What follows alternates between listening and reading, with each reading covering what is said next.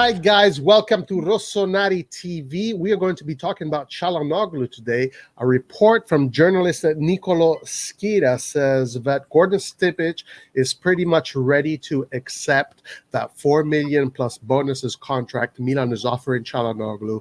So let's talk about this. Let's see what we think about it. Laert, you start first. You tell me, what are your thoughts on this? Well, you know what I think about Calhanolgu. I think he's not good enough for AC Milan. I don't think he's good enough for what we're going to deal with in the future, which is get in a comfortable top 4 next season and be successful in Champions League, at least not win, but go through the group stage. And Calhanolgu is not good enough, in my opinion. So it's not a matter of how much we are going to pay him as a salary. I think we deserve better than him in that position.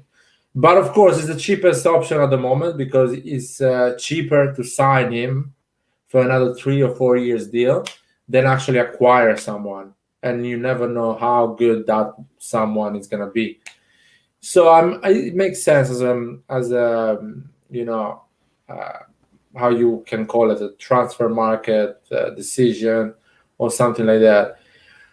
But in terms of talent, not sure at all. And I hope it's not a proper news. I hope it's something to get some attention on Twitter or whatever. What do you think, Roy? Okay, so well, I don't think the same way that Calhanolgu is not good enough. I think Calhanolgu is actually very good, and I think that he would be able to perform well in Europe. So I'm not of the idea that Calhanolgu is not good enough. I like Calhanolgu. I think Calhanolgu is good enough. Now, this news, I hope it is true, because if this news is true, that means that we don't have to think about the attacking midfielder anymore. And seeing on how Pioli wants to have this kind of attacking midfielder, we don't need to spend 40 million on a Rodrigo De Paul, who would probably be almost the same thing as Calhanolgu. There's not really much of an improvement there. So I'm happy if this goes to fruition, because that means that we can spend our efforts on the positions that we need the most, the right wing and that attack. And if we have money for those two positions, we don't have to think about the attacking midfield position. For me, that is great news. So this is very positive news for me. Yeah, I mean, you're right. And we can spend those 20 or 30 million on the right wing or left wing or a striker, depending on what deal Maldini and Massara are working on. And probably Calhanolgu can be a different player if he's surrounded by quality around him.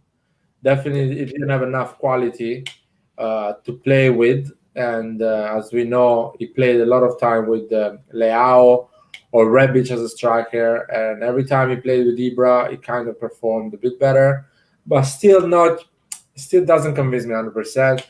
I agree with you, is the best option. Spending 40 million on De Paul is not the right solution for us.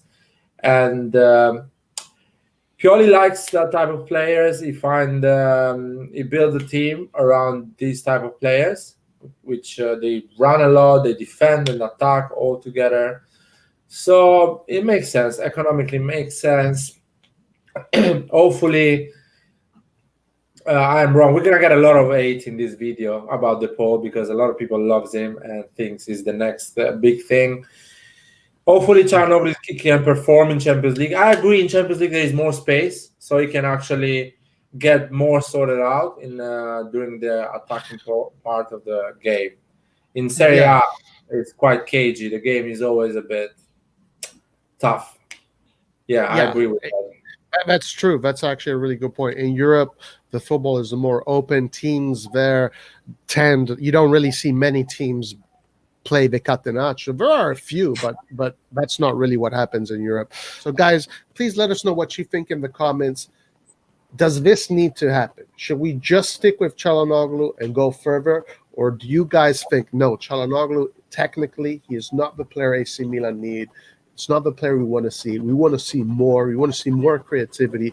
We want to see more goals. We want to see a player in that position that reminds us of Kaká, So given the two different worlds that we're navigating, the financial, the functionality, the convenience, and the technical, the beauty of the game, where do you stand? Let us know in the comments.